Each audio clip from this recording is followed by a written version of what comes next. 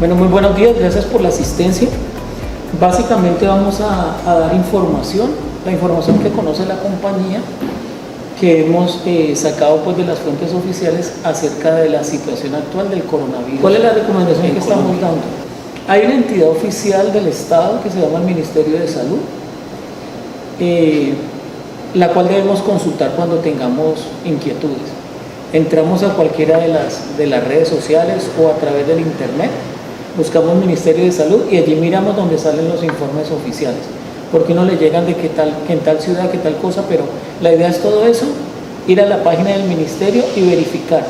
Hay otras fuentes confiables como el Instituto Nacional de Salud, la Organización Mundial de la Salud, la Organización Panamericana de la Salud, donde uno puede mirar y consultar información.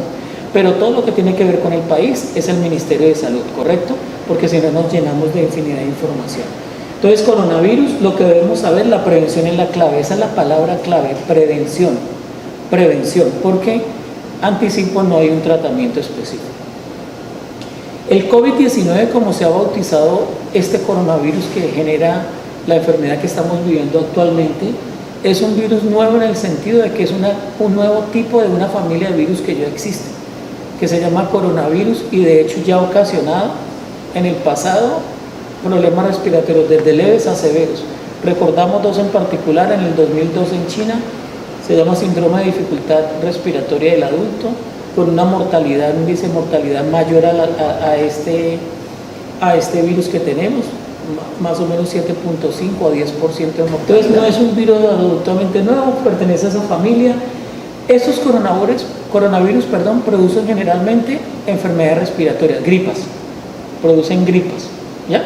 Pero esas gripas se pueden complicar, que es lo que tenemos que estar atentos allí. En este caso, el origen donde se describió primera vez fue en la China, en la ciudad de Wuhan, en la provincia de Hubei, en China. Inicialmente se atribuyó pues a ese mercado donde confluyen personas y animales vivos e incluso exóticos allí, pero ya se ha comprobado que allí fue que se diseminó, pero el virus de alguna manera pasó del animal al hombre, posiblemente de murciélago a hombre, antes de llegar a ese mercado, sino que llegó allí y se diseminó, que más o menos es lo que sucede en estos casos virales. Hay un caso por allí y luego tiene contacto con gente y se va. El problema es que como el que lo transmite, generalmente el animal tiene como defensas, pero llega a nosotros que no conocemos el virus y el sistema inmune pues no tiene la suficiente capacidad de responder. ¿Cómo se transmite este virus? Es importante. Inicialmente fue una zoonosis, es decir, pasó de animal al ser humano. Pero ahora la transmisión es de persona a persona, por contacto directo. Es la principal fuente de transmisión. Porque la premisa del tapabocas es que la usen los enfermos para no contaminar. ¿Listo? Y la razón, mientras empieza el video, es muy sencilla. Si yo tengo el tapabocas y lo uso indiscriminadamente, me puedo contaminar. A reconocer sus partes. En la cara externa tenemos una membrana impermeable, diseñada para protegernos de la entrada de otras sustancias, mientras que la cara interna posee una superficie absortiva, diseñada para retener las secreciones. Miramos que en ningún momento la idea es tocar la tela del tapabocas como tal. Solamente tomando el tapabocas. Lo retiramos igualmente de los elásticos. Una vez en posición, el tapabocas debe y lo desechamos, en este caso si tenemos bolsas rojas, pues en bolsas rojas. Y si no lo guardamos en una bolsa plástica bien amarradita y lo descartamos ahí. Miremos lo que está diciendo aquí, o sea, la recomendación. Por lo cual debemos evitar siempre es importante. Debemos tomar el tapabocas únicamente de los cordones elásticos, garantizando que ninguna de las caras entre en contacto con nuestras manos, para finalmente desecharlo en el punto más cercano.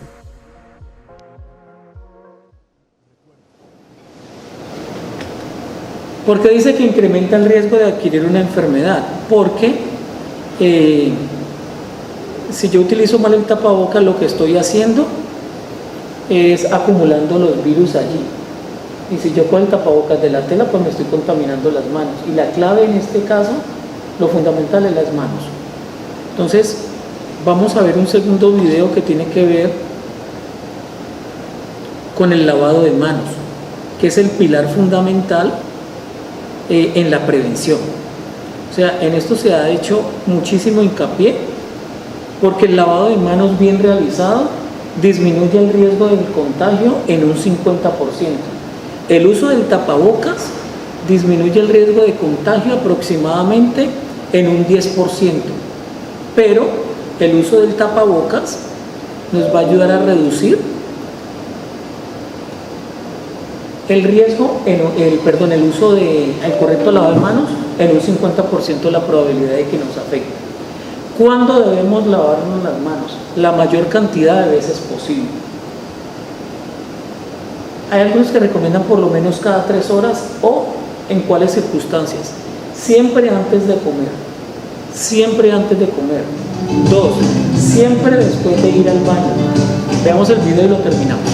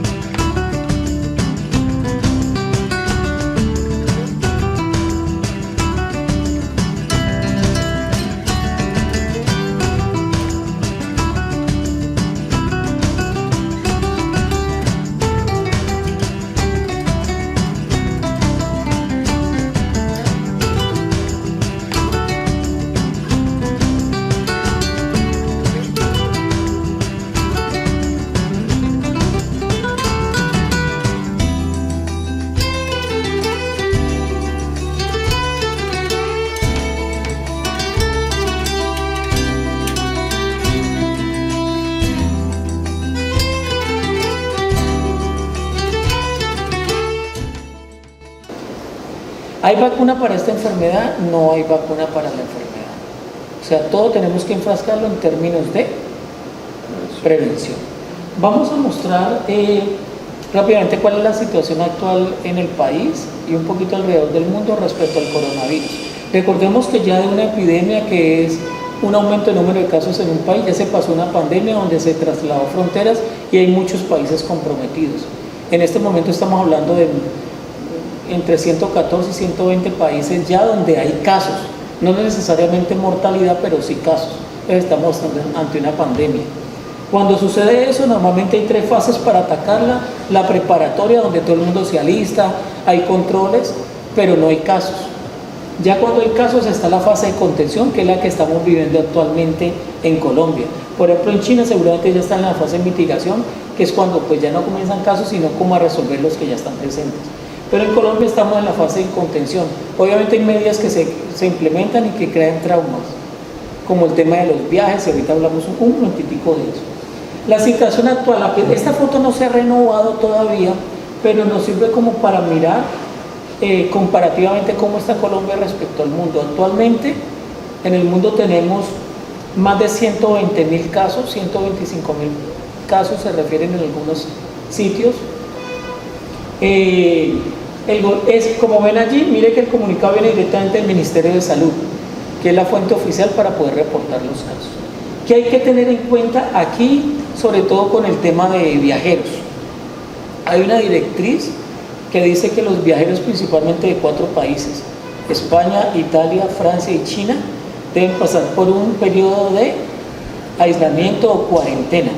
Es un periodo que dura 14 días. En estos momentos, esa etapa de cuarentena, ¿cómo está estipulada? La persona hace la cuarentena en el sitio donde llegó, ¿sí? Si viene del exterior y llega a Bogotá y vive en Bogotá, pues hace la cuarentena en Bogotá. Rápidamente, ¿qué pasa con esta enfermedad? O sea, que estamos en una situación de alarma y de emergencia, sí, pero pues tampoco estamos pues en un terrorismo o en una situación, pues en la última situación apocalíptica. No, hay de cuidado y de atención, pero no quiere decir pues que tengamos que tomar medidas desesperadas que lo que hacen es crear pánico, pero sí hay que estar alerta. ¿Listo? De todos los casos que se han presentado, más o menos el 60% ya se han recuperado, un poco menos del 60%, como el 57%, el 40% están en proceso de recuperación, y la tasa de mortalidad en este momento es del 3.5% a nivel global, la tasa de mortalidad. La mayoría de casos, como vimos al comienzo, son leves. Los que se van a contagiar van a tener una enfermedad leve el 80%, más o menos el 13% van a tener enfermedad severa que requiere hospitalización y el 4 a 5% van a requerir unidad de cuidado intensivo. ¿Quiénes van a hacer eso? Ahorita lo podemos mirar. ¿Quiénes van a estar dentro de ese grupo de personas que van a requerir hospitalización o manejo de unidad de cuidado intensivo? Generalmente personas de más de 50 años. Ese es un virus donde generalmente las complicaciones empiezan a partir de 50 años y la tasa de mortalidad se incrementa. Y si la persona de más de 50 años y principalmente más de 60 es hipertenso, diabético, sufre de asma, etcétera, pues el riesgo va a ser mucho mayor. Miremos allí, en este momento van más de 4.000 muertes, ¿sí? Sigue siendo principalmente más muertes en China, por supuesto, por el número, pero hay países con una tasa de letalidad mayor como Italia, por ejemplo, donde la tasa de mortalidad está por encima de la tasa promedio, que es del 3.5%. En Italia hablamos del 5%. En Italia hay una situación crítica y como de manera anecdótica es el hecho de que parece ser que ellos como que tomaron a la ligera pues las recomendaciones de la OMS y realmente esto es una enfermedad seria que si se toma a la ligera pues obviamente nos va a complicar. Pero hay que tener en cuenta, hay que poner cuidado, pero tampoco es para aterrarnos pues, porque hay enfermedades que están generando mucho más muertes diarias que el COVID-19. Si comparamos con tuberculosis, 3.000 y pico de muertes versus 56 a nivel mundial, pues estamos hablando que la diferencia es abismal. Lo mismo la hepatitis B, neumonía, VIH, malaria, o sea, hay enfermedades más complicadas que tenemos que atender. Esta la vamos a atender, pero con las precauciones que tenemos vamos a controlarla, o sea que no es una alarma como tal, pues que genere terror. La prevención es la respuesta, definitivamente. Hay unas directrices específicamente del Ministerio de Salud y de la Presidencia. Ustedes saben que se cancelaron todos los eventos de más de 500 personas en este momento. Se empezó con 1.000, llevamos en 500 y de hecho se ha facultado a las autoridades competentes, gobernadores, alcaldes, para que evalúen si una reunión es de menos de 500 personas, pero hay riesgo, la cancela. Pero en cuanto al dengue, que sigue existiendo, de hecho hay más casos todos los días. Igual hay que seguir cuidando pues y teniendo las medidas preventivas de dengue, porque Colombia es un sitio donde hay dengue, ¿sí? Entonces en ese sentido no podemos descuidar una cosa por atender la otra, tenemos que atenderlas todas al tiempo, ¿vale? Entonces muchas gracias pues por la asistencia y cualquier pregunta con mucho gusto. Gracias.